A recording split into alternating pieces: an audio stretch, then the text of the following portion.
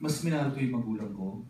Siyempre, mahal ko na sila, pero mas yung parang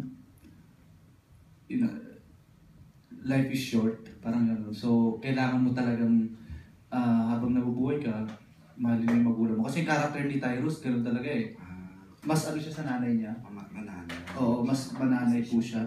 And yun nga, mas pinapahalagan ko. Kami palang mga artista dapat sa simpleng puyat, simpleng pagod, hindi kami nagrereklamo. Kasi yung pinagdadaanan nila para buhayin yung pamilya nila, mas mahirap po. Kami, puyat lang kami.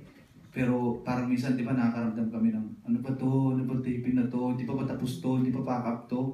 Pero sila, magdamag, may bitbit silang baril, yung buhay nila, yun ang pinaka-importante, buhay nila nasa bingit ng kamatayan sila. Pero dahil sa trabaho nila yun, mission nila, sinumpa nilang tungkulin, ginagawa pa rin nila. So yun, napakaswerte ko pala.